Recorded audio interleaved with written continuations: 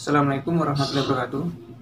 Sebelum memulai pengajiannya, saya minta tolong ditonton sampai selesai agar tidak gagal paham dan semoga bermanfaat buat teman-teman semua. Dan saya doakan buat teman-teman semua diberi Allah kesehatan, dijauhkan dari malapetaka, dan diberi rezeki yang berkah dan melimpah. Amin amin ya rabbal alamin. Oke, selamat menyaksikan pengajiannya. Jadi kitab Bukhari, kalau bolak-balik matur, kitab Bukhari itu ashahul kutub ba'dal Quran. Jadi kitab yang sahih setelah Quran itu menurut jamaahirul ulama, menurut mayoritas ulama sedunia ini Bukhari. Kemudian nomor 2 Muslim. Itu dikarang dengan sanad yang otentik. Yaitu kayak yang ini hadatsana Ali siapa sampai dari Imam Bukhari sampai Rasulullah dikarang secara otentik, ya, secara sanad, ya, secara mata rantai yang solid, ya, tidak al-qila wal qaul, tidak jari-jari. Itu terang. Nabi zaman Sugeng di akhir hayatnya itu sering ngendikan tentang al-fitan, tentang tragedi utawi prahara. Itu banyak riwayat yang bahkan Nabi itu pernah ngendikan saya dan kejayaan Islam itu hanya berumur 36 tahun. Itu sampai menghitung periode 36 tahun. Juga banyak riwayat yang bahkan secara detail saya mencium turba, di mana nanti cucuku terbunuh di situ. Apa kamu gelisah Muhammad? Iya. Kata Jibril, jika kamu mau, saya tunjukkan di tanah mana nanti cucumu akan dibantai. Itu riwayat jauh sebelum Said Husain dibantai di Karbala. Termasuk riwayat-riwayat yang se-ekstrim ini. Jadi ini kan terus mengaji kalau wingi bahwa nanti pada akhirnya sing mlebu neraka iku ora wong dolim tok, termasuk kita-kita sing saleh. Jadi wis sempat masuk swarga. Wong pondok haudun Nabi berarti mendekati napa? Swarga. Bahkan bagian riwayat haudun Nabi itu fil jannah. Makanya kalau wingi cerita, niki amun salah paham tuh. Orang Khawarij itu saleh-saleh wong.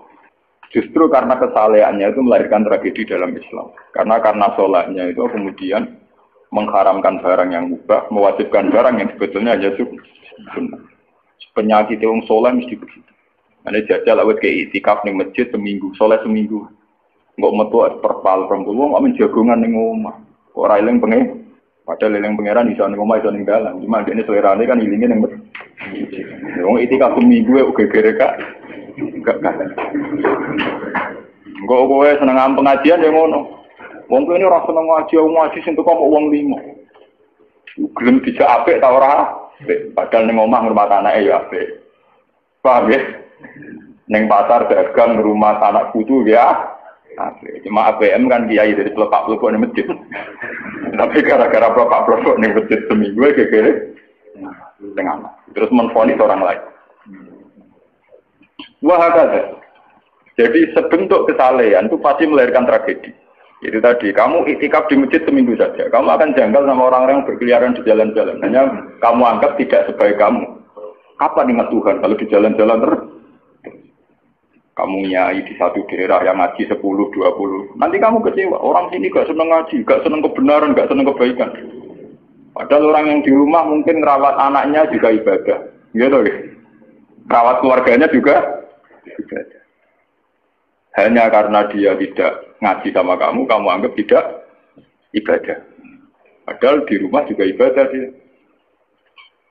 Nah ini orang Khawarij dengan background kayak itu paling mudah begitu.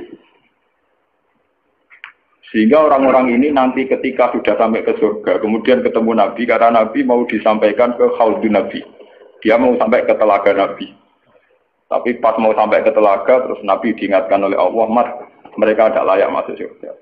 Innahum qad ahdatsu ba'dak. Mereka bikin bid'ah setelah kamu. Tapi itu umatku ya Allah, saya kenal mereka kenal saya. Ya, tapi sukon itu harus dijauhkan dari surga. Dan ini kalau cerita, kenapa kesalehan melahirkan tragedi? Dalam semua sejarah dunia, selalu tragedi itu dimulai dari kesalehan. Ya. Semua tragedi dunia itu dimulai dari kesalehan. Paling enggak klaim kesalehan. Ya, paling enggak klaim apa?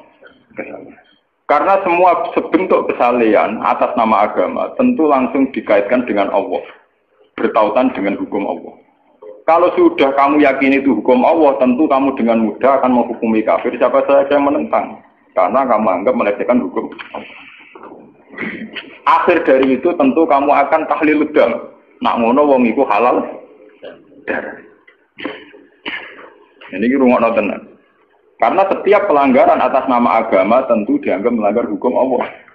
Jika orang yang klaim demikian kan mudah mengkafirkan orang lain karena dianggap wani pengerah. Paham ya? Nah, kalau sudah menvonis orang lain berani Tuhan, tentu darahnya dihalalkan. Kayak kasus kaum Khawarij.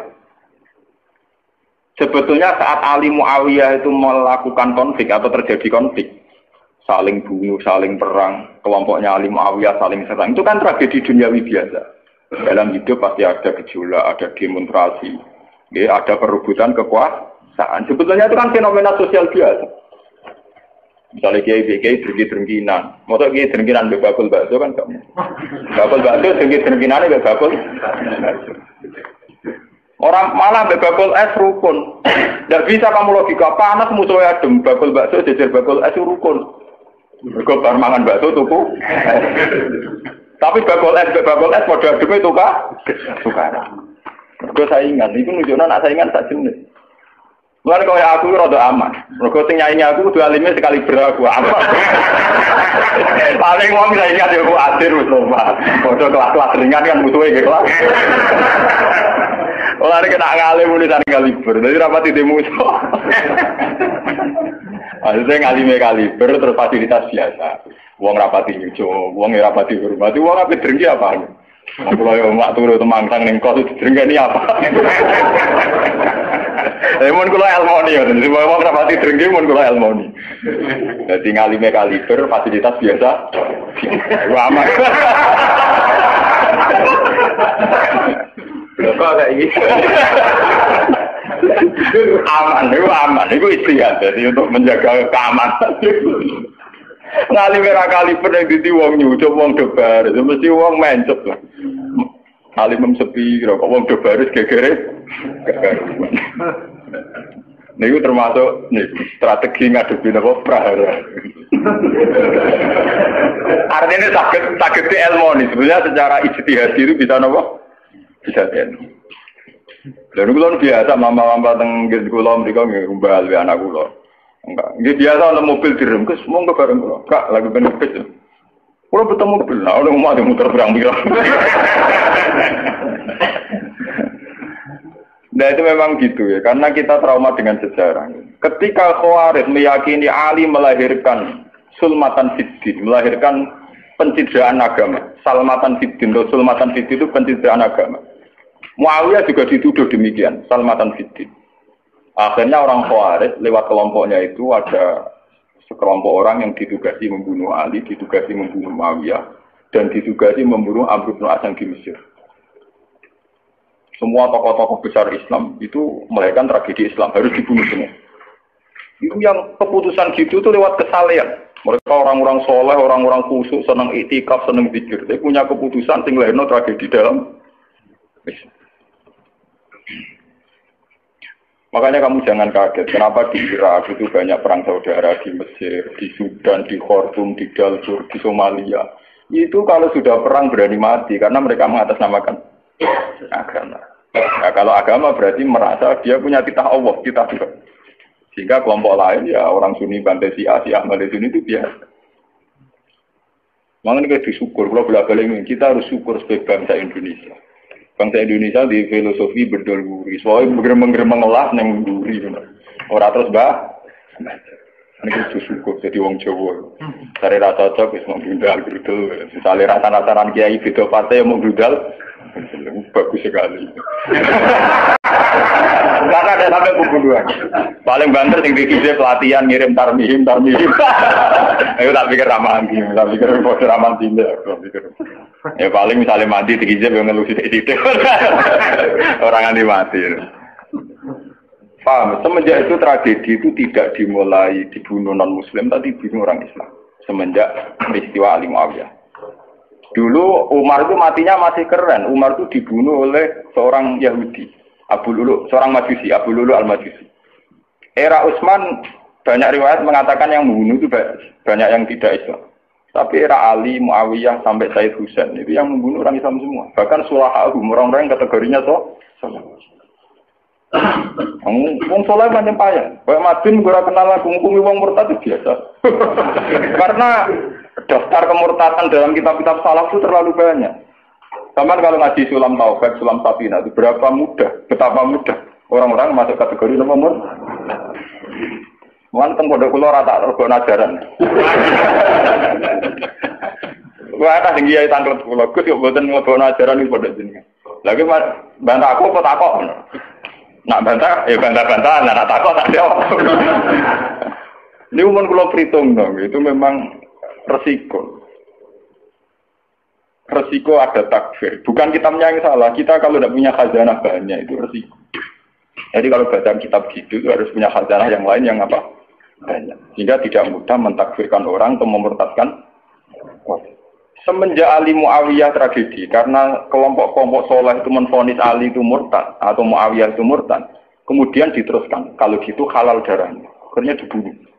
Ali ya dibunuh, Muawiyah ya seringkali mengalami percobaan dibunuh. Ya kalau kan nanti cerita tengah sini, jadi Ali hasil dibunuh, yang Muawiyah sebetulnya subuh itu juga dibunuh, tapi pas itu Muawiyah meriang, yang imami itu wakilnya, sehingga yang dibunuh wakilnya. Mulanya kalau boleh cerita, nih tinggal dengan wong kesolehan mesti pintu-pintu, wong kuaris sih pintu-pintu, wong ngongkon killer, ngongkon pembunuh bayaran, wah tarifnya ini, dalam Muawiyah itu sopo, pokoknya sing imami subuh. Orang disifati ciri-ciri spesifik buatan, pokoknya sing imami subuh. Lah Muawiyah subuh pria. Wong imam ya di materi. Wong apa jenenge? Apa itu istilahnya tugas-tugas yang super bahaya kok tarifnya pokoknya sing imam subuh. Wah emproh. Wara ini sing piye kotak tapi iya tapi ngene sing piye. Kemudian polisi itu sekitar. Ora tarifnya pokoknya sing imami. Muawiyah meriah. Tapi apa? Jadi orang pembunuh profesional. Walhasil semenjak itu tragedi dimulai dari takfir. Setelah itu ada era Muawiyah punya anak Yazid. Yazid ada isu dia senang nyabu, senang ngeflek. Dia orang yang nakal saat jadi pemimpin. Orang Islam sholat tersinggung. Wong kok dipimpin wong dolim. Orang Islam ekstrem wong kok dipimpin wong ra sholat, wong ra bener kok mimpin wong bener. Akhirnya Madinah bergejolak.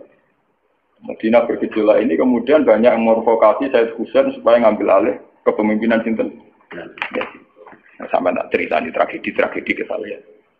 Walhasil Said Husain akhirnya lewat bantuan orang-orang Kufah.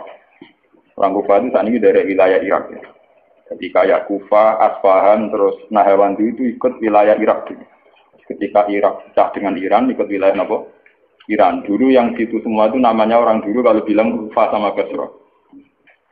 Gitu, makanya kalau di kitab-kitab Nahwu semua kitab salaf kalau bahasakan kawasan itu kalau ada kawasan Kufah ya apa? Basra. Sekarang di bahasa internasional lebih dikenal Irak semua. Tapi kalau dulu orang bilang itu Kufah, Basra, Nahrawan, Asbahan, Khurasan. Itu kan dan Rosamban. Orang-orang Kufah datang ke Madinah.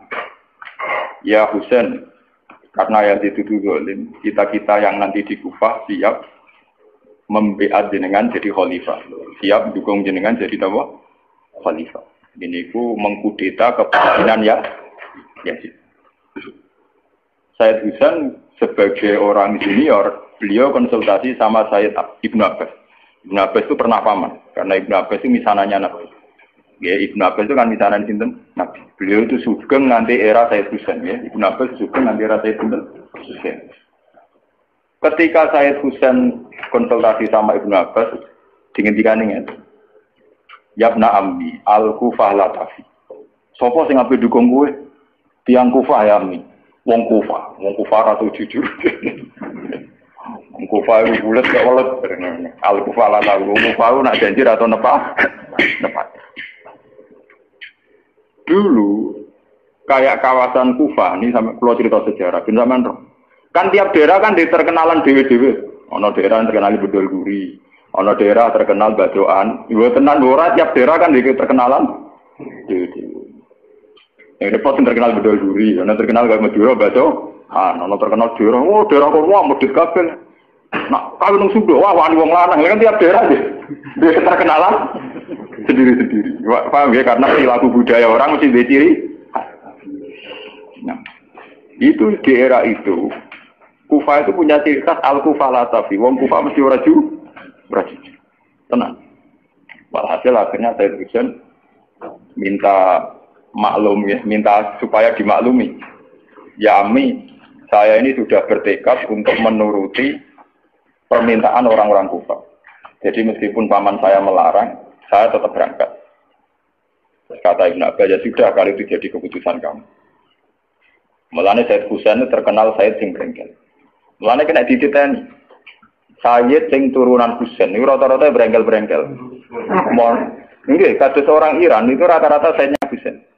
Kados Abdul Qadir, kados Said Muhammad itu Al-Hasan. Makanya kalau Said Muhammad itu Al-Hasan, rata-rata karena Said Hasan dulu itu yang punya keputusan amul istima. Jadi tidak mau perang. Sehingga era Said Hasan yang dikatakan amul istima. Tahun bersatunya umat. Era Husain betul. Walhasil wala-wala cerita Said Husain kersok dibawa orang Kufah menuju Irak. Pas sampai Karbala. Itu Said Husain bilang gini sama pengawal-pengawalnya, ini sampai mana? Ini Karbala ya Husain. Saya Husain hadihi karobun wabalaun. Ini karobun, kesusahan wabalaun dan tragedi ujian. Delalah pasukan yang dikirim Yazid bunuh Sayyid Husain ya pasti mudik Karbala. Dan itu yang diperingati orang Syiah di 10 Muharram, yang disebut tragedi Karbala. Makanya bendera-bendera Syiah itu tulisannya ya Husain, karena orang Syiah meringati hari meninggalnya Husain itu jadi hari suci betul. Dari besarnya orang Syiah itu hari tragedi Kabupaten Sinten Husain, yaitu di Karbala. Nah kemudian versi cerita itu bulat. Kalau versi Sunni, karena sini model Kiai Indonesia, model versi Husnuzon, itu jari ini pengawalnya Muawiyah itu tidak disuruh bunuh, disuruh konsultasi saja. Cuma mereka overacting bunuh. Sehingga dalam keyakinan Sunni bahwa Yazid itu tidak dosa-dosa amat karena tidak nyuruh nopo. Tapi nak Rusia nyatane mata ini kok dikelah-kelah. Mata ini ya mata. Wah, semenjak itu lahirlah kelompok Syiah besar-besar. Siapa yang berbau Yazid, berbau Umayyah harus dibunuh. Kemudian dendam ini dijilmakan menjadi kelompok besar di dunia, ini Syiah. Ngantos sama. Ya si Aduh nak muji-muji kaya-kaya agama itu dimulai Husain. Yes. Wes ngono Husain lalah bin Ali. Jadi Nabi Muhammad idola sentrale Ali, terus yang dianggap kesatria prajurit nopo Husain. Sehingga agama versi Syiah itu ya tiga itu, Muhammad, Husain, Ali. Karena referensi agama Syiah itu hanya ini. Ali zaman sugengnya Nabi ya terkenal pahlawan perang, terkenal kesatria perang. Husain ya kesatria perang. Jika orang Syiah tidak punya rujukan kecuali sejarah kesatriaan. Waktu Musa wani mati, kata Iran saat ini Ahmad bin Nasir, itu orang Iran perasaannya begitu, ngadepi Musa mati, wani mati. Beda perasaannya ahli sunnah, karena ahli sunnah idola anak sahabat yang guna-guna ya idola. Yang orang jelas ya apa? Idola. Wah, akhirnya sahabat itu macam-macam. Dalam matur idola anak sahabat sopo yang nak perang mirip. Terus Mustafa idola anak sopo yang orang jelas, sementing itikaf. Itu kelebihannya Sunni karena ngakui semua sahabat jika perilakunya variasinya banyak. Lho tenan niku mboten kuyon niku. Karena variasi idolanya napa? Banyak. Jika orang Sunni bentuke beda-beda. Mesti ndak kebet-beda. Mesti ndak kemana sing ngene. Oh, pengamat itu ngamati salat ngono paling pusing, kok ana sing standar. Salate Muhammadiyah, PKS, Salafi mesti standar. Carane ngono itu pusing. Dia yang terkenal alim. Oh, akbar. Ana sing watlah Allahu Akbar. Allah.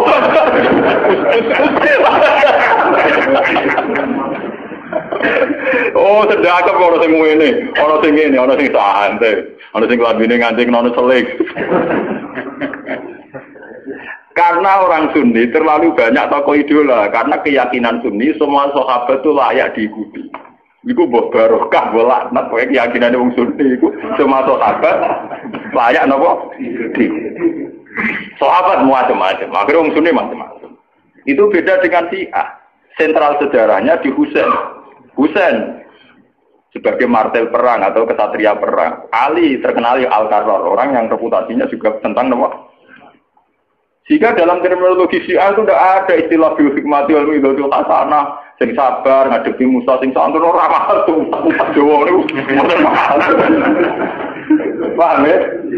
Sampeyan ngerti kenapa sih acara berpikir demi nek Sunni mboten. Mau kiai iku dhisik ning daerah Abangan. Mujite dikai sletong ora malas. Malah ndonga. Wah cerita seputar rawani tok. Seputar sabar, seputar kawan. Jarang kok kiai Sunni wani jotosan. Jadi sejarah dengan sabar. Sehingga dalam tradisi Sunni itu tidak ada revolusi. Sampai sekarang. Beda dengan di Syiah. Libanon pengikut Syiah, Syria ya Syiah. Iran juga Syiah. Meskipun Syiah sendiri punya variasi, kayak Syiah Imamiyah, Syiah Ismailiyah, Zaidiyah, dan sebagainya. Tapi trennya sama, tetap menjadikan Said Husain sebagai sentral. Kemana jelas TV kan nonton benderanya Syiah tulisannya apa? Ya apa? Ya Husain. Nah sama idola kan buatan Husain. Idola Hasan. Saya Hasan itu rasa seneng perang. Tapi semua ya kok. Jadi ya Pak Kiai Jawa perang barang. Gerwapan didik nopo poli. Ya, jadi sejarah berulang. Ya ora apa-apa. Jadi perang repot. Mau ya mirip perang. Cerita. Buat akhirnya setelah era Yazid, kemudian ada dinasti-dinasti. Kemudian era Yazid karena bin Muawiyah disebut dinasti Umayyah. Orang-orang penggemar Husain karena Husain itu mendiriati Rasul melahirkan dinasti. Jadi disebut dinasti Fatimiyah. Sebenarnya dinasti Fatimiyah itu bukan dinasti turunan Husain, karena saking cintanya ke Husain mengatasnamakan dinasti apa? Fatimiyah. Ada perang. Walhasil wala-wali zaman nanti dinasti Fatimiyah itu puasa. Ketika puasa sempat bikin Al-Azhar. Jadi Al-Azhar dulu itu barokahnya dinasti Fatimiyah. Al-Azhar itu dari kata Fatimah Zahra. Af'al tafdilnya Zahra itu Al-Azhar. Kayak Hasna, kalau mu'anat kan Hasna. Kalau bahasa Arab untuk af'al tafdil Al-Ahsan. Jadi kalau Zahra berarti menjadi Azhar. Itu karena bahasa saja. Kayak Hasna mu'anat, kalau Ahsan untuk af'al tafdilnya. Jadi kalau Zahra jadi apa? Azhar. Dari kata Fatimah Zahra. Ya sudah begitu. Artinya semenjak tragedi Ali Muawiyah itu kemudian orang Islam itu sudah perang terus sama Islam terus. Ya, dinasti Umayyah, digusur, Abbasiyah, Fatimiyah terus begitu. Sampai terakhir di Seljuk kayak zaman era Bauddin Leng, Timur Leng dan sebagainya. Kemudian agak bersatu saat terjadi perang salib, yaitu disatukan oleh kepentingan melawan Pangeran Philip dari Prancis dulu saat menyerang Baitul Maqdis. Itu ada perang salib satu yang dipimpin Salahuddin Sinten. Itu mendingan karena ada musuh. Nanti kadang musuh itu dibutuhkan oleh dari Sayyidina Imam Syafi'i ngendikan musuh yang berpikir lebih apik di bang konco. Kok konco pun arah musuh tukaran musuh dhewe, kancane dhewe. Mana sajane partai-partai Islam kudu dhewe musuh bersama. Malah juga partai-partai dhewe Islam kalah. Jadi mesti kalau di Indonesia dijajah Belanda ya sepakat. Pokoknya penting waktu diusir. Beda agama, beda partai musir Belanda. Jadi rana Belanda, rana Jepang ya usir-usir. Itu sejarah. Mulai dulu trennya sejarah begitu. Nah, semenjak itu sudah disebut fitnah. Kalau sudah fitnah itu latusi banal ladina dulamu minggu. Yang kena tidak yang salah saja, yang soleh juga kan kena. Kalau fitnah itu sudah kena, sudah jatuh, pasti yang kena semua. Yang soleh juga ikut kena. Akhirnya orang-orang soleh itu banyak yang minggat. Makanya banyak sejarawan yang mengatakan Islam di Aceh masuk Aceh itu ya abad 7. Jadi abad persis sahabat. Nabi itu kan sekitar tahun 610. Ya. Kalau Masehinya sekitar 610. Gitu dong, ya. Wong saat niki itu 1430 Hijriah. Berarti terpautnya dengan Masehi kan kita 600 tahun. Ya, 600 tahun. Karena Masehi sekarang kan 2000, anggap saja 2000. Hijriah kan 1400. So. Ya, kisarannya ya terpaut sekitar 600. Kenapa disejarahkan di Aceh itu era sahabat? Karena ketika konflik Muawiyah itu benar-benar ekstrim, itu banyak sahabat yang netral yang milih minggat. Gak melok-melok, dia pergi. Sebenarnya saat pergi itu menuju Cina, karena dulu kota populer itu Cina. Ya banyak yang sampai ke Cina. Makanya kayak Cina di King, di apa itu banyak kepulauan Cina yang Islamnya sudah mayoritas. Bahkan hampir semua elemen di Cina itu sudah banyak yang Islam. Termasuk pasukan. Makanya abad keberapa itu ada jenggo, ada apa itu kamu tidak usah kaget karena era sahabat saja sudah ada Islam di terutama di nopo ini kepulauan King, nopo kabupaten atau apa kebenaran atau apa provinsi itu yang di sana itu. Sehingga apa Islam sudah merasuk di sana lama, termasuk banyak saja pasukan-pasukan Cina yang Islam.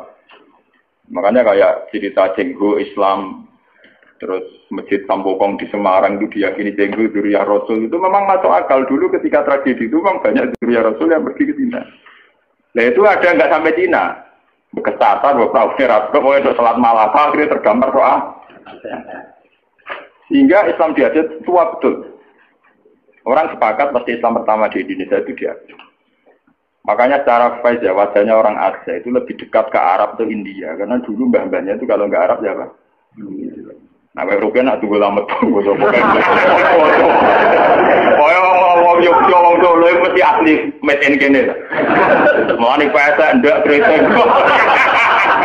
Mau aja bangir. Nah ini mirip apa ini? India. Karena kalau ndak dari Gujarat, dari Arab. Mbah-mbahane kita, Pak, mbah-mbahane wong napa? Iku Mas Ben barang mesti Jawa. Emosi. Aku lagi.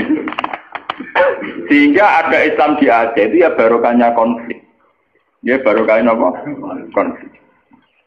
Makanya ketika Rasulullah ini cerita malih tentang Cina.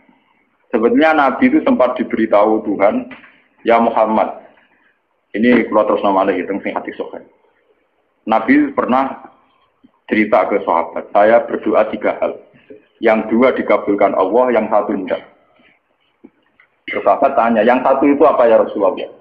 Saya minta Allah yahlika umati, hala kabadih dibadin. Saya minta supaya tidak ada kerusakan, tidak ada bantai-membantai antara umatku dengan umatku yang lain. Kemana aku rasa pengen wong Islam paten-tinaten berumat Islam di Famanaani, tapi Allah tidak mengabulkan itu. Allah tidak mengabulkan. Terus ketika Nabi kan secara basariah, secara kemanusiaan itu kecewa, karena tidak ingin melihat umatnya kok saling. Wong Islam kok paten binatan dan apa?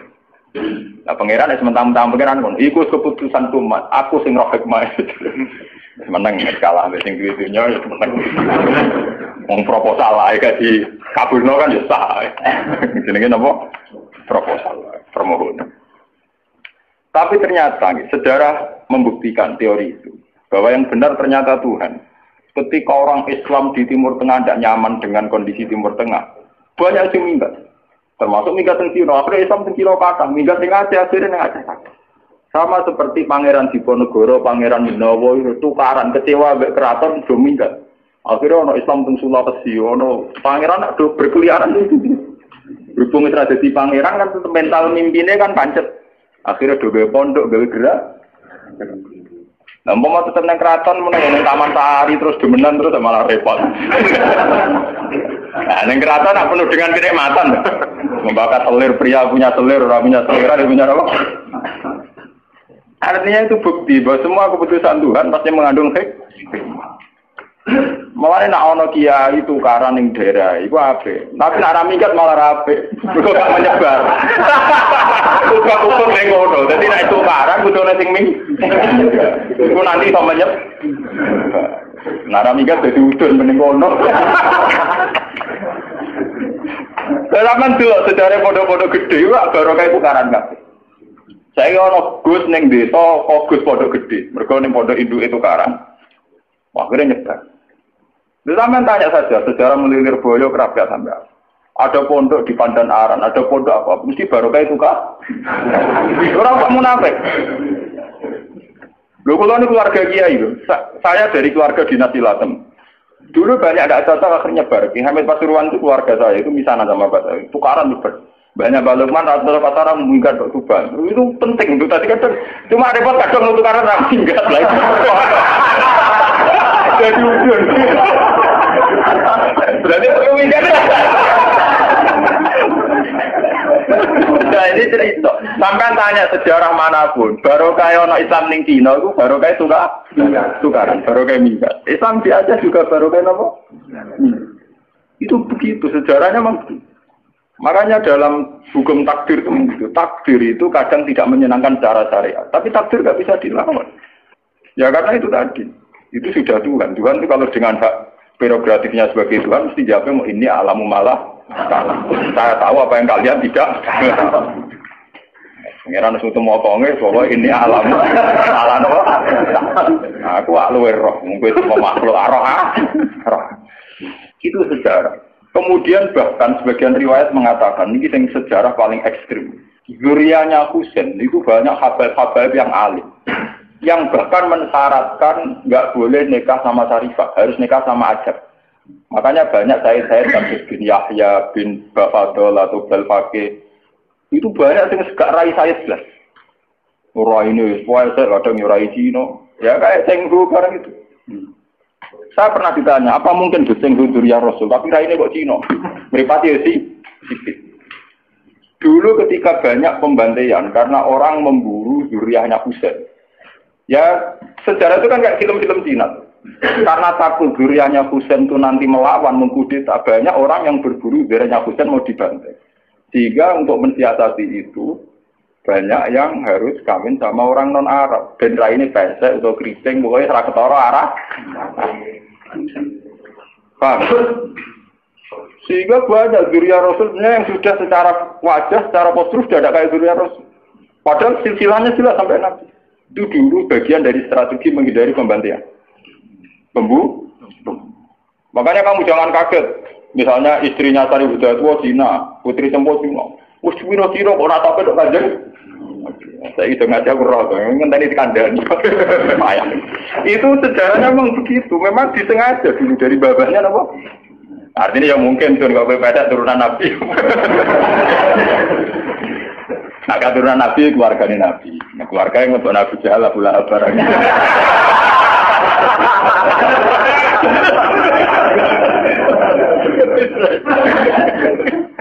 Aku lalu ada tiga yang dibantah kayak gini. Kalau akan darani ngaku jubah gak sunat, kiai jubah. Jubah sunat Nabi kok. Jadi Gusbah gak sunat karpet ya. Kon takok aku, maksudnya jiran sih. Gak cara kowe Abu Jahal jubah. Terus jubah Abu Lahab jubah. Nah ya iki jubah ana Nabi tok Abu Jahal Abu Lahab napa? Lah sampean delok ning film-film Arab gak ngoten. Bajingan ya jubah. Dibaca ngene apa? Oh pancene pakaiane. Lah nak salat itu kate Nabi, mergo Abu Jahal gak salat. Sunan Nabi yo salat iku, mergo Abu Jahal gak tau napa. Coba Abu Jahal gak napa. Coba. Agak. Ora delok versi film, ya versi tenar apa padha. Ora malah aku misale Islam lugu ra ana wong Islam dijahat wong Juban, kiai dijahat. Mergo cara aku wong Juban, aku pola lama. Aku aja kena delok film. Wong Juban sing ngono. Ya men Juban kono ku. Wis pakai. Enak. Jadi tangan-tangan jiran iki bener Gus, tapi ngoten niku cara salah paham. Seneng ngamuk wedi salah paham ya. Dari kalau cerita itu tragedi-tragedi itu namanya fitnah. Tapi jangan kira kalau fitnah itu kemudian buruk, enggak. Makanya ketika Allah Ta'ala wa nabluukum bisyarri wal khairi fitnah. Semua itu hanya uji. Itu akan berlalu secara baik-baik. Tidak ada apa. Itu sudah sunnahnya Tuhan. Akan berlalu secara baik-baik. Jarang ana wong mapan mergo duwe tuan yang baik. Mergo nak tuan yang baik menina bubukan akhire bocah iku cengeng. Akeh wong disio-sio keluargane dadi wong kuat, wong mandiri akhire sugih. Dadi akeh wong sugih baru kae disio. Jarang juga barokah dine nabubukan. Itu nunjukno kadang di tuan jahat itu barokah. Mergo kersane pengiran, kita tidak mungkin nyari atmo jahat, jahat kok disariatno. Tapi berapa orang yang mandiri mergo di sini si tonggo utang ra oleh ra dipercaya? Ya. Lho kowe ora usah nentang hikmah pengiran. Pengiran sing dudu aja mbok tentang. Paham ya? Jadi drengki itu ya orang arah jadi syariat, tapi baru kayak drengki ya luar biasa. Nah, saya ini konsumen itu baru kayak drengki kafe, onong di toko, tagadi drengki di toko, kafe di toko, akhirnya barang murah. Mereka sing kompetisi akeh, sing untung konsumen. Gue ngaji mak suwe aku, lalu sama terang. Ada pengiran yang mokong, ngerti tentang Kanjeng Nabi ngajak nomor permohonan sing aneh-aneh, mat, gue roh aku, ngaku pengen. Ini alamu malan apa? Makanya ngaji ini harus sampean menjadi tahu. Kenapa fitnah itu kita takut. Tapi ya jangan nganggap terus itu tragedi segalanya. Ini biasa-biasa mawon itu sudah sunah. Lah kenapa cirinya Allah tidak ingin bahwa umat Islam dibunuh oleh non-muslim? Ini wonten sejarah. Ketika Kanjeng Nabi minta itu tidak dikabulkan, kemudian sejarah terbukti demikian. Yaitu misalnya Ali dibunuh oleh orang Quraisy, Said Husain dibunuh oleh pasukannya ya. Terus sampai ke Demak Bintoro. Arya Penangsang mantine mbek pangeran apa? Sutawijaya napa sinten? Panembahan Cina. Ya begitu. Sejarah di Demak Bintoro sampai sekarang. Kenapa begitu? Tuhan ternyata itu menyangkut gengsi. Kata Allah, aku malah ra ikhlas. Nak kekasihku dipateni mbek musuhku. Ada podo kekasihku. Terus podo kayak teori wong Jawa. Kowe nak di anak itu ditabuki tangga ora trimo. Tapi nak sing nabuk kakak cek luwih trimo, ditabuk kakak dhewe. Tapi wong liya kowe malah rae. Mulai disia-sia bertua ora apa-apa. Timbang disia-sia wong liya. Ternyata itu luwih masuk akal dari pangeran. Akhirnya Kanjeng Nabi sadar, tangan-tangan nggih Gusti. Artinya luwih masuk akal, disia-sia balane dhewe. Kue dia anak disia-sia kakak nyanyi adik dan sebaliknya kue luwih gampang timbang disia-sia wong. Mesti ra trimo. Sopo wani misalnya anak. Tapi nak kakak misalnya adik kan ngono lho, Cuk. Nah, itu detail sekali di kitab ini, itu dikarang oleh kitab ulama-ulama kaliber mulai kados sinten Ibnu Khaldun kayak Imam Tobari termasuk Imam Bukhari. Itu sejarah begitu sampai sekarang. Kowe ora usah Rasulullah, partai Islam pirang-pirang nggo dadi sitok nubi ora iso wis sunah pangeran ya kudu tukar. Lah tapi gara-gara tukaran berapa kiai yang punya kegiatan? Monggo partai sitok berapa kiai yang nganggur? Karena ada pengurus partai. Gara-gara partai pirang-pirang berapa ribu pengangguran itu dokter? Kok partai akeh rebutan dadi pengurus karena butuh pengurus akeh. Banyak orang enggak ngam. Tetep pinter pangeran kok. Lho nggih, misalnya partai Islam tunggal iki diserah kanggo. Gara-gara ono partai Islam cilik-cilik kok ambu kabeh. Akhire entuk aktivitas kabeh. Alhamdulillah. Tidak apa-apa, itu secara teori hikmah loh. Saya ngomong dengan kapasitas ulama loh, bukan gak ada kepentingan loh. Itu tidak apa-apa, itu ada hikmah. Ini ngantul, orang ngantul, pokoknya keyakinan gue ngonton, nyatanya bukti ini ngonton. Apa mungkiri bukti, mungkiri kersane sinten pengira. Tidak bisa. Jadi hasud itu akan haram terus secara syariat, tapi banyak baru kayak orang hasud. Coba sekarang obat-obat yang mengandung borak atau formalin itu tidak ada yang orang soleh bongkar, mesti rival bisnisnya atau lawan bisnis. Gak ngarang kok Madun Mustafa iso bongkar sindikat narkoba. Sing iso bongkar yang lawan sindikat narkoba. Iya betul. Apa iso bongkar ora? Iya betul. Pangeran warai mana agar tua kok anak-anak ben nabi jawab ini alam apa? Apa malaikat wong paling parah pangeran. Jawab pangeran ini anak alam apa? Aku ora aku aja. Itu bukti bahwa semua yang digedaki Tuhan itu pasti baik. Bahwa akhirnya tetap ada syariat. Misalnya hasud itu haram. Drengki di apa? Haram. Itu saya. Ya begitu ya, ada apa-apa. Haram juga tetap haram. Mana kalau di guyonan, Gus, kalau nanti kita itu ya. Kados makan kewan-kewan sing bahaya kok ada haram dan apa. Saling mangan ulo ada haram dari bangsa. Ya biar, aku itu mau pun nanti haram. Ya bukan di halal kan malah lontek, malah ramah kewan berbisa. Beda sih. Ya misalnya tikus halal kan gak ada wabah tikus. Ya beda sih, jawab. Kadang ya orang takwa sih kurang ajar, aku kurang ditakut. Padahal Tuhan itu punya strategi untuk itu, yang menjaga ekosistem di alam raya ini ya karena itu. Umpama rano tikus, rano ular, rano apa. Misalnya populasi tikus itu terus banyak ngalahi jumlah manusia. Kayak gambaran fiksi-fiksi film barat, opera manusia kalah. Lah nak ulane bontek, ora ono sing mangan tikus. Nanti populasi tikus luwih akeh timbang manusia, entek itu malah. Napa? Tapi kan pahala lo kudu tak pangan lho, jumlahe ku luwih akeh, mergo ora harus dimangan. Wis kadung luwih akeh kowe sing dipangan.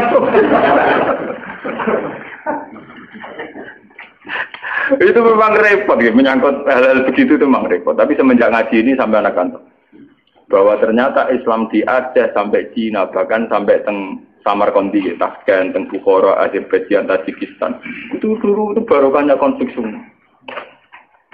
Bahkan ada Islam di pedalaman-pedalaman semenjak Islam di Demak Bintoro Mapan, kemudian mulai pangeran-pangeran kemudian menyebar.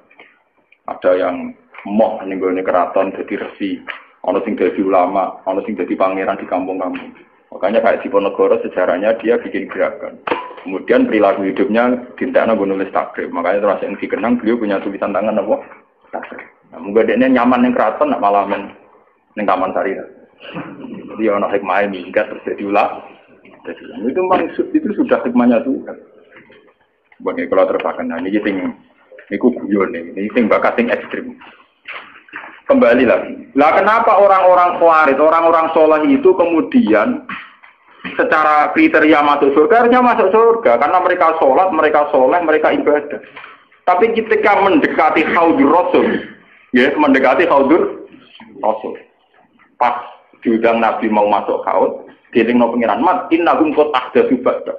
Mereka itu orang-orang kriminal yang bikin tragedi setelah periode kamu Muhammad. Mereka orang-orang kriminal yang bikin tragedi setelah periode kamu. Tapi saya kenal mereka ya Allah, mereka juga kenal saya. Tidak, harus diusir. Ternyata dosa terbesar mereka adalah tahlil mudah mengalirkan darah. Justru atas nama agama. Mengenai kalau nyuwun tentang pengajian ini, apapun kondisi kita, wes akhirnya cocok mbek wong dia wes ram. Pokoknya jangan mudah vonis atau menfatwakan halal darah. Saya kira cocok wong nanti sudah langit asal ije Islam utawa kafir dini atau kafir tinggal harbi wong raja. Jadi kalau gue penting wong, wis pateni ya, rasa dipateni ya mati dhewe. Pokoknya hindari hak mudima, sesuatu yang berbau menghalalkan darah harus napa? Karena kita ini sudah kenyang dengan tragedi-tragedi kemanusiaan atas nama nopo agama. Nah, sama ada dua TV ini, rompak Somalia nang masjidnya mewah-mewah, mergo kampung Islam, mergo ngerampak itu aja digo revolusi gaya negara nopo. Malah kumpul-kumpulan. Banyak tragedi-tragedi yang mengatasnamakan nopo Islam. Mergo terminologi agama kan kalau orang salah paham kan gitu. Cara bahasa dunia rampok, misalnya dalam bahasa agama disebut ghanimah. Engkau cara terminologi dunia mengatakan itu bojone wong, cara agama kadang diarani amat. Artinya apa? Agama bisa menjelma menjadi anarkis di tangan orang-orang tidak tanggung jawab. Paham ya? Karena ada kesamaan istilah. Enggak tuh, sekali diarani ghanimah, makanya wong liya oleh tidak, lho enggak masalah. Paham ya? Sehingga mereka ya makanya banyak cerita-cerita ekstremis Islam yang kemudian berversi polisi pernah garong di toko mas ini, pernah ini itu. Karena mereka sekali meyakini satu keyakinan, nganggap nguniku goni. Ngerti. Misalnya pemerkosaan terus dianggap amat, repot. Ada kerusuhan Mei, sampai kerusuhan. Itu kan repot. Makanya ya, kalau setuju, model Islam sing familiar, Islam sing sederhana. Kalau mati-mati bukan tentang Islam sing aneh-aneh, sing ekstrim. Kalau kalau sholat sunat dirapati, kalau senang Islam sing umum, pokok Islam minimalis. Kalau nganti mati seneng. Kalau nak ada bujuk kulo, aku ora seneng kok. Misalnya bis warga perkara kakean sholat sunat ora seneng. Selain kesel yo repot. Aku ben mlebu swarga iku mergo pangeran niku bah Islame kok sederhana iku apik nggo jaga stabilitas.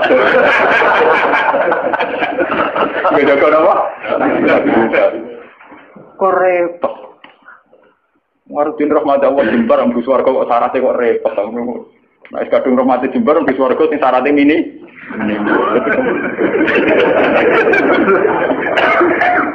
Karena kulon saja punya hitung-hitungan sejarah, semua tragedi sejarah kemanusiaan dimulai wong-wong khusyuk. Dan ada kesamaan secara ilmu rasional. Ini yang disebut Cooper. Dalam teori psikologi, seorang Cooper itu cenderung begitu. Jadi nanti kalau terlalu akumulasi kayak kelainan. Jadi koyo nopo isu jadi paranoid, asal wong liya layak dicurigai, layak dibunuh. Itu orang-orang soleh. Ya karena memang secara kasat mata Ali itu melahirkan kegaduhan, Muawiyah melahirkan kegaduhan. Tapi kenapa fatwa mereka kemudian halal darah? Sampai kita akan ngalami tuh, misalnya Pak Guyuban Betawi mengusir Gus Dur ke Jakarta, terus siapa mau naburi Gus Dur dia itu kan ya selain tidak Islami juga repot. Kalau tidak cocok ngapain dibiarkan? Toh tidak usah dibunuh juga nanti mati misalnya kan masih bisa dihilangkan. Kan ada kebenaran yang mujma' alaih, misalnya kita sedekah, kita bangun negeri. Saya tuh sering konsultasi sama orang-orang begitu, saya tanya, kan ada kebenaran yang mujma' alaih, misalnya kita sedekah, kita ada. Ngapain cari kebenaran yang tidak mujma' alaih, yang tidak disepakati ulama. Misalnya kita bunuh si A, sudah tidak mesti benar menurut hukum Tuhan, atau tidak mendesak, apa ada cara di surga kamu harus bunuh orang itu? Jangan-jangan karena nafsu. Kan enggak mendesak. Nah kalau sampean tanya, tapi dulu zaman sahabat kan sering bunuh-bunuhan zaman perang. Perang itu beda dengan membunuh. Perang itu gentleman, ada depan. Dulu sahabat ngadepi wong kafir ada depan.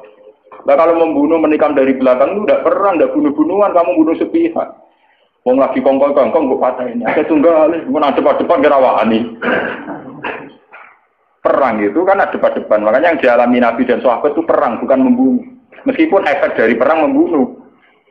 Tetapi membunuh tanpa perang itu kan gak gentleman.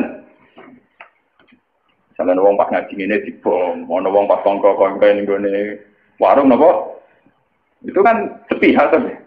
Nah perang kan ada. Meskipun efek dari perang bunuh, gitu. Tapi membunuh beda dengan perang, paham? Itu beda sekali. Nah kalau orang Khawarij itu gentleman harusnya nantang Ali. Ali kamu itu salah, coba perang tanding sama saya, itu fair. Enggak, ngenteni sholat subuh. Bahkan riwayat baca pas sholat tiga rawani, ngenteni pas sujud. Kan nemen oleh nyolong loh. Dia tuh kita riwayat pas nopo. Itu kan betapa ada gentleman-nya, enggak kesatria. Sholat ala yubir, mata ini musuhnya pas perang loro tiba ditabak nasi. Engkau naik semari perang tanding bener. Saking kesatriannya kan. Dia tuh cerita-cerita lah. Dalam cerita kesatria kalau perang yang satu pedangnya sudah jatuh, nggak diteruskan bunuh kan? Karena tidak kesatria punya pedang melawan yang tidak punya. Dia tuh. Ini harus jadi sejarah. Nah, orang-orang yang melahirkan bid'ah terutama yang sampai tahlil Islam ini yang dimaksud Nabi innahum qad ahdatsu ba'da. Mas wong ngono iku ora perlu mlebu swarga, mergo bikin bid'ah sing parah. Ini ku melahirkan apa? Tragedi kemanusiaan. Niki kula maca teng Sarai teng Fathul Bari. Jadi bid'ah di sini bukan sekedar bid'ah kados tahlilan ning kuburan, itu bid'ah ringan. Umpama masalah tenan ya orang nganti mlebu neraka. Bid'ah ringan. Niku kelas ringan. Ini yang di sarah-sarah bid'ah ini itu bid'ah yang sampai tahlilut. Lunger, ya itu kayak yang dilakukan Khawarij. Makanya nih pulau wingi ditamoni kiai-kiai, kata kiai Rembang sing sowan kulo tanya. Gus, Islam di Indonesia cara jenengan piye? Aku jawab, wah Islam Indonesia yang terbaik di dunia yang terbaik. Meskipun ya tidak jelas tapi ya terbaik. Artinya ra jelas itu karo anjeka nganggo pakaian minim go rukun ning masjid tidak. Lah cara wong Timur Tengah janggal, pakaian ra Islam kok orang masjid. Engko ning masjid lagi 3 rukuwe bar kok dicoplok meneh karo anjeka lah sing calanang kiai ini tak ustadze ora keberatan ben ngono. Anggap ae temandang. Mereka lagi ini ditakoki, gitu kok dak kamu tegur itu kan buka aurat di depan umum. Tapi kan sholat apik to. Yang penting kancane ora keterucut di apik awake lah itu keterucut. Itu asline. Tapi di Indonesia itu baiknya Islam yang saya katakan terbaik. Kita ini tidak punya tradisi kalau tidak cocok bunuh. Itu tradisi terbaik Islam. Saya rasa cocok PKB kayak partai D, rasa cocok P3 kayak partai D, rasa cocok pondok hidup kayak pondok, rasa cocok jamaah Toriko apa kayak jamaah. Jadi variannya itu ringan kan. Dan itu melahirkan berkah, akhirnya ono tes berkeliaran di pakanan dan sebagainya, itu tidak apa-apa. Gue kalau ngomong jujur itu bagus. Kalau di Timur Tengah tidak ada. Yang namanya kelompok Kurdi ngelawan Saddam ya bunuh. Saddam merespon Kurdi juga bunuh. Ikhwanul Muslimin di Mesir juga begitu. Di Khartoum, di Sudan, di Darfur, di mana-mana begitu. Di Somalia begitu. Islam Indonesia boten. Nanti kalau ngerti kandang ini yang Gus wonten kiai buat cocok jenengan. Nak wong Indonesia tuh nggih wah cocok ya. Paling bermanfaat. Jadi ada rata-rata wong Kurdi. Nggih to wong Hamas. Itu ngeri. Yasser Arafat itu punya menulis buku. Yang semangat bunuh saya itu bukan sekedar musuh-musuh dari Israel, tapi dari kelompok Islam garis keras itu ya semangat sekali ingin bunuh. Nah, itu tulisannya Yasser Arafat. Ya kita memang nggak antian, tapi tidak bisa jadikan model. Kita respect sama perjuangannya Hamas, Ikhwanul Muslimin. Dalam banyak hal mungkin kita cocok. Tapi itu tetap kita punya budaya sendiri. Ya kita punya budaya apa? Ini budaya yang geremeng ini. Daripada ada diudur, geremeng rapopo. Yang penting gak mati. Tidak apa-apa. Kalau mau cari sarah-sarah, semua bentuk hak nudima, semua bentuk pencegahan terhadap aliran darah, mengalirnya darah itu harus dibela. Dan itu syariat Islam tertinggi. Buktinya Rasulullah ketika ditawari kafir Quraisy untuk damai, dikenang sebagai sulhul Hudaybiyah. Berarti Nabi kalau perang sudah mentok, tidak ada perdamaian, tidak ada perjanjian. Selama masih mungkin itu Nabi tidak senang. Makanya ketika kafir Quraisy minta satu perjanjian, ya dituruti sama Nabi sulhul Hudaybiyah.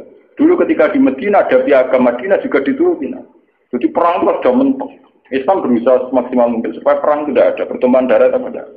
Jika dalam fikih ada disebut kafir zimmi, kafir mu'ahad, kafir musta'man, itu orang-orang kafir yang nggak boleh diperangi karena statusnya tidak harbi. Fikih itu hanya membolehkan perang sama kafir yang memusuhi Islam. Makanya ya waktu ruhum ya kalau mereka merangi waktu ruhum memang itu akhrajukum. Makanya waqatilul ladzina yuqatilunakum, perangi mereka yang merangi kamu. Tidak ada di Quran qatilul kufar, tidak ada. Perangi alladzina yuqatiluna. Maf'ul bainya jelas, perangi mereka yang merangi kamu. Nah, tapi kemudian Islam didangkalkan, perangi orang kafir itu tidak ada. Yang ada perangi mereka yang merangi kamu. Dan usirlah mereka yang mengusir kamu. Wa akhrijuhum min haitsu akhrajukum. Itu jelas sekali aturan lainnya apa? Sehingga disebut perang karena berhadapan-hadapan, bukan bunuh nilai. Itu beda sekali kan bunuh. Musuhnya pas turun dipateni, pas sujud kok disinali.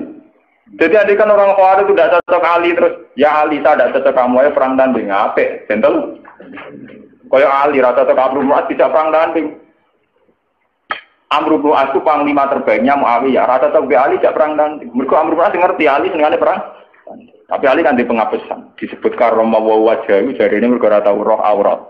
Kemana rata roh auratnya wong dia. Bareng Amr bin As kalah terus udah melayu Ali.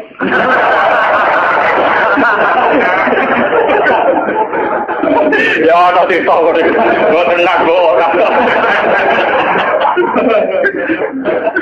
Tapi dari kocok pulau kurang ajar, berarti nggak terhok.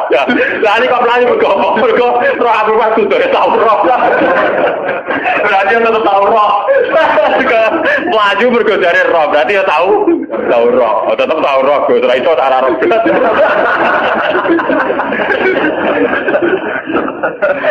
Maaf ya udah kurang ajar. Nggak sampean biar tahu kenapa. Ini kan biar sampean tahu kenapa orang-orang soleh yang sudah dekat sama Khaudur Rasul ini kan sudah dekat, sudah sampai ke Khaudur, tapi sama Nabi mau ditarik. Ayo ikut masuk. Sesama Allah dicegah, jangan boleh ikut. Karena mereka melahirkan tragedi setelah kamu, Mas. Yaitu tragedi itu dimulai setelah kabudutnya Sayyidina Ali, Amr bin As, ya, diteruskan kabudutnya Sayyid Husain, ya, habis itu terus sampai periode Timur Leng. Timur Leng malah lucu meneh.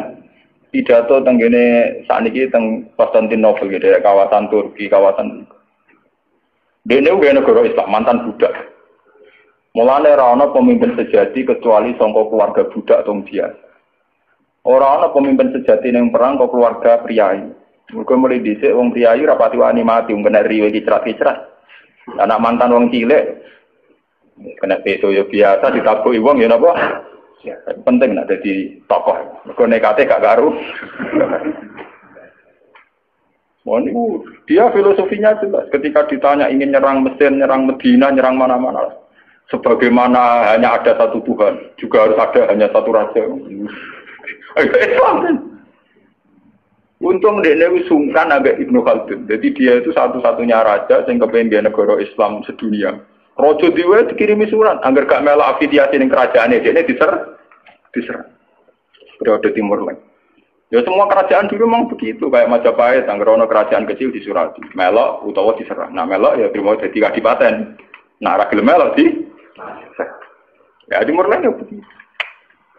Nah, dia yang sungkan hanya sama Ibnu Khaldun. Jadi Ibnu Khaldun itu menangi tragedi-tragedi perang. Dia konsultan. Itu begitu di mana-mana begitu. Kerajaan Islam begitu. Nah tragedi perang ini dianggap awaluman sana itu Yazid. Karena yang membunuh sinten, Sayyid sinten, Husain. Namun balik yang cerita Syiah. Karena Syiah itu kecewa dengan selain Husain Ali, maka dalam khazanah Syiah, dalam idola Syiah, itu hanya ada cerita-cerita tentang kesatriaannya Sayyid Husain. Makanya di otak orang Syiah kalau ngadepi Amerika ya perang, ngadepi mana perang, karena mereka tidak punya khazanah referensi sahabat yang lunak-lunak, sahabat yang apian, itu orang mereka puas, aku. Orang apa? Paham ya? Terus kaum-kaum Khawarij ini, karena mereka soleh, ini sudah dekat ke surga. Ya, sama Allah diingatkan, mat, mereka tidak layak bersandingan dengan kamu. Innahum qad ahdatsu napa? Nah, lewat ngaji ini sampai kalau kayak ahdatsu itu bukan sekedar kita kayak tahlil, kayak klaimnya Wahabi itu. Kalau Wahabi itu berlebihan. Masa wong ziarah kubur dihukumi syirik, wong tahlil dihukumi apa? Nak cara kula, itu ngukumi syirik itu yang ekstrim lah. Dosa besar yang ekstrim, kayak bunuh. Saya berani bersumpah, saya itu kalau selain bunuh itu kula masih, kalau bunuh itu memang ngeri itu. Satu orang punya keluarga. Mulai cilik di rumah gede-gede buat pateni. Mulai di Nabi Sufu Bedia aku pinter. Nabi Sufyan itu Nabi Sufyan jenenge Hindu. Itu nak kurang ajar pol. Kita ngunyah-ngunyah jantungnya saya sinten. Niku pas ketemu Nabi Bapak Mekah nih. Mas, aku ben Islam damai. Aku mau perang ya. Gue lagi simpas mat. Aku mateni dalam pirang-pirang, dia mateni dalamku pirang-pirang. Niku orang Arab dulu itu terus mengembangkan satu pegangan hidup Islam nurabihim silharon wa qataltumuhum kibaron. Lha cilik tak rumah tak timang-timang gede-gede buat pateni. Sebab itu dosa membunuh harus kita anggap akbaril kabair. Karena logikanya kan nurabihim silharon wa qataltumuhum napa? Cilik digolekno bedan dukun ditimang-timang kena nyamuk era oleh. Arah kelar tuku susu direwangi adol beras, direwangi utang-utang kok. Gede-gede dipa. Mau perkara ziarah kubur, perkara bidah ngono wae. Iku beno wae. Ndak nganti-nganti ana patok. Paham ya? Ketat awwe. Lah misale karo kula nu yo dihukumi sing ringan. Lah misale ra cocok, misale kelompok Wahabi apa Besalafi apa ora cocok ziarah kubur anggap orang kurang kerjaan kan ringan to. Hukumi ngono apa abote. Kita dihukumi orang enggak jelas. Ora ana hukumi iku sirik. Yang kula sering nanti cerita nang kanca kula nu wong alim iso maca Fathul Mu'in niku mara Mekah. Tok kantor imigrasi tasih konangan nggo kitab Sawarikul Anwar, kitab Wasilah Muhammad. Enggak cara Wahabi ya sirik. Niku kitab iki tidak polisi Wahabi. Bariku dilebokno kantor, kon maca syahadat. Wong alim iso maca kitab disyahadatno meneh. Aku lagi gugus urip-urip maca syahadat gak ikhlas. Dibatik, kenapa? Islam mulai buai maca kitab cuwagis dibaptis karo maca napa? Mergo dianggap sih. Lah kok tak waca tapi gelo. Ayo foto data tuh gelo kok. Saya mati ra mungkin. Mulane kula nak dihukumi, kula sering takoki tiang-tiang, Gus hukume ngaten. Wingi tangga kula wonten teng Kabundut. Kula akan nyolati teng musala kula nggih. Keluargane teng ngene lha mudin sing tukang ngurusi jenazah mudin. Sowan Gus. Kula mudine tuwa, sering tak Gus. Senengane ngentrong mati kok gelem mati.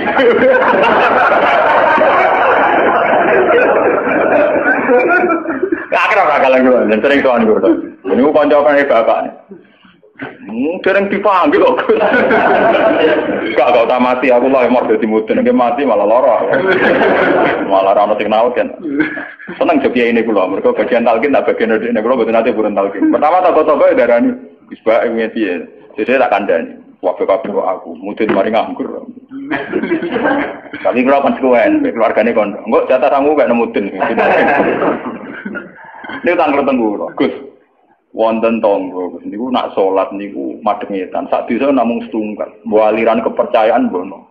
Niku cara jenengan 10, jika nak mati sakniki pun tuwa. Niku disolatin apa mboten. Oh enak jenengan takoki salat ra salat iku jeringan. Penting kok takok wis sirik ta ora. Ning arep wong akeh lho, Jam. Ya kata ngomong sing semangat darani sirik ya kan. Wah aku paling ra semangat darani hukum sirik ambek ra. Anak salat kira salat itu ringan. Saya menghukumi rasa solati, maksudnya rasa solat buat anak ayo bentuk. Karena keekstriman itu memang nyun saya itu tidak sependapat dengan Wahabi itu. Wahabi itu paling gampang pakai terminologi ini sirik ini sirik itu. Boleh bilang aja kayak ahli sunnah. Ahli sunnah itu kan ringan kalau menghukumi orang. Gendul, fase itu napa? Gendul. Jadi arah tetap bae wong misalnya wong tukang dino hukumnya fase gendul. Misalnya wong tukang garang penjahat, dan kayak gampang. Wong tukang dino, wah, WTS, lonte, pokoknya dia mau ngukumi sirik, akhirnya di istilah wadah, malah ada istilah stoknya istilah wadah. Mereka dari bahasa sirik, dari bahasa apa? Oh, no PSK, oh lonte, jadi hukumnya apa? Ya lonte, orang hukumnya apa? Wong tukang maling penjahat, mau nggak jelas itu. Tapi bosan, pokoknya dosa sirik, kamu dosa apa? Sirik. Padahal lagi hukum sirik itu keputusannya Tuhan ekstrim mergo inna wa la yaghfiru ayyushraka wa taruhane sirik itu dosane ra kena disebut. Lah nek dihukum liyane sirik kan mlebu wa yaghfiru maduna. Lumayan. Lari jawab ngoten. Nak sampean takokane urusan salat cara salat iku tak jawab gampang. Nek keyakinane sampean demen ra gelem nyolati ora usah salat. Buatan Gus kula anut jenengan. Nah, jenengan dimenyolati kalau nyolati nak pesen. Nah, kan ringan. Nah, ringan cocok kok. Pokoke aku dadi kiai sing fatwane sing bagian ringan. Aku niku nak teng daerah-daerah kadang misalnya sisa-sisa aliran Dharma Gandhu, aliran Kejawen. Macam-macam atau sekuat atau gitu. Sehingga setelah ada Islam pun ya masih banyak. Dulu itu kayak agama Shinto di Jepang, terus di Iran sendiri ada Asdajirda, ada agama Ahroman Yazdan itu dulu kan menjadikan matahari itu tolok ukur. Karena matahari itu adalah dianggap sinar dunia. Makanya sejarah Ibrahim melawan kemusyrikan yang kaumnya, kepala maro asam tanapa bazikotan, melawan penuhanan matahari. Nah dalam teori kayak di Jepang, di mana-mana itu kan matahari dianggap sentral. Sehingga dulu itu ukuran sholat itu yang ngadep matahari atau tidak. Ini sejarah. Paham ya? Karena matahari dianggap sentral. Dianggap kayak semi Tuhan, sentral ya. Sebab itu ngendikane Nabi ojo sampai sholat ketika matahari baru terbit. Juga jangan sholat ketika matahari mau terbit. Saking susahnya Nabi melawan tradisi mendewakan matahari. Sampai Nabi ngendikan fa inna huma qarna syaitan. Fa inna hatatlu qarna syaitan. Karena sudah mendarah mendaging dulu orang ketika periode sebelum Masehi sampai setelah Masehi menganggap matahari itu sumber sinar, sumber segalanya, sumber kehidupan. Sehingga dulu orang itu kalau orang Arab niku malahannya orang Arab ku nak ngitung iki kanggo srengenge. Iku ketok nak wong Arab yo jahiliyah tenan, jenate sirik tenan. Orang Arab tuh kalau darani timur itu kan masyrik.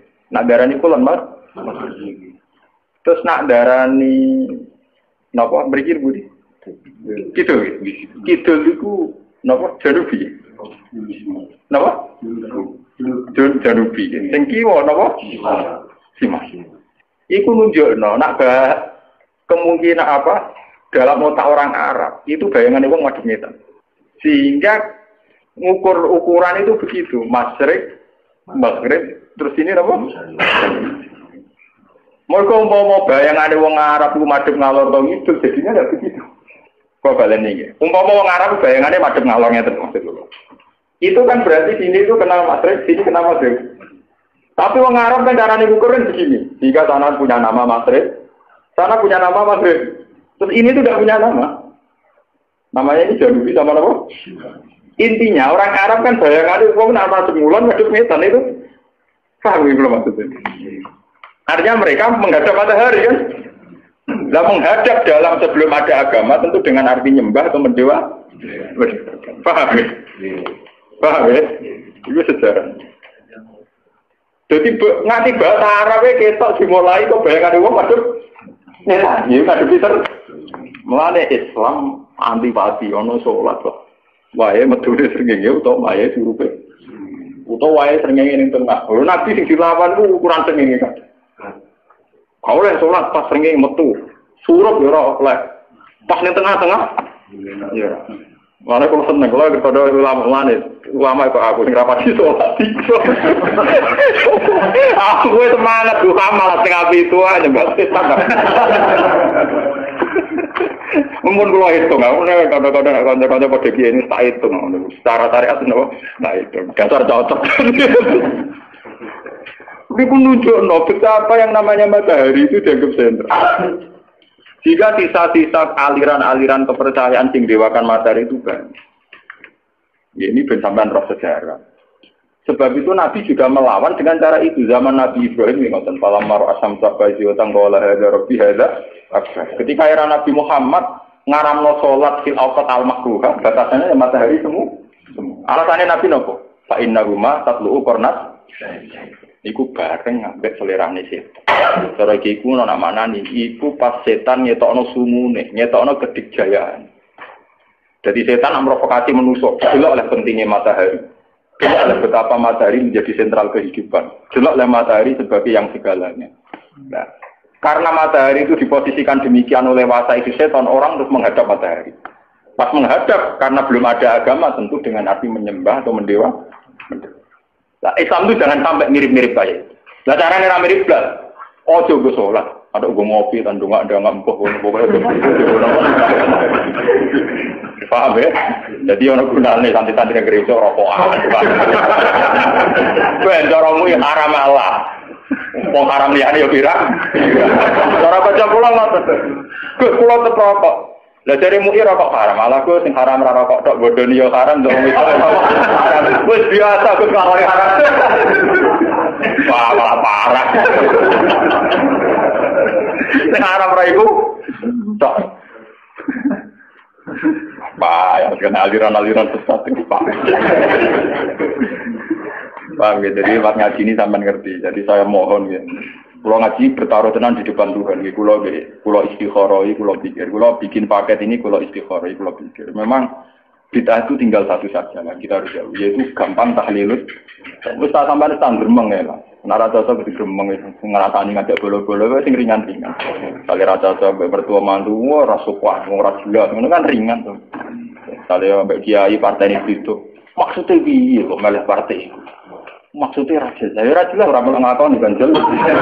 Kamu sing ngakoni ya jelas hitung-hitungan itu.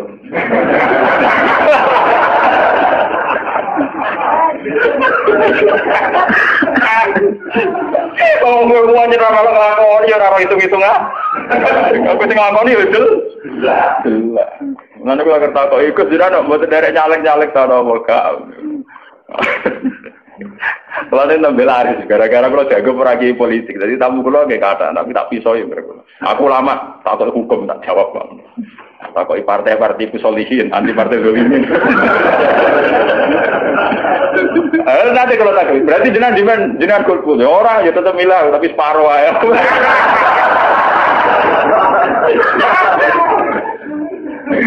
Tahu?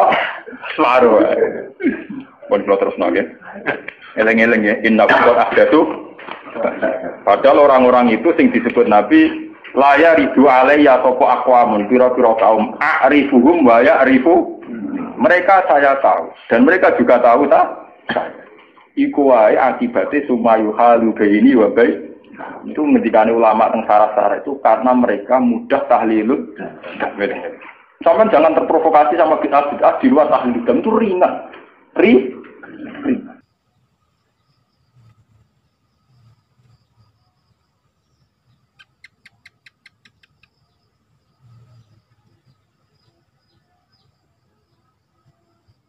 Oke, terima kasih sudah menonton pengajian kali ini. Semoga bermanfaat. Jangan lupa share ke teman-teman atau kerabat terdekat. Dan sampai jumpa di video selanjutnya. Assalamualaikum warahmatullahi wabarakatuh.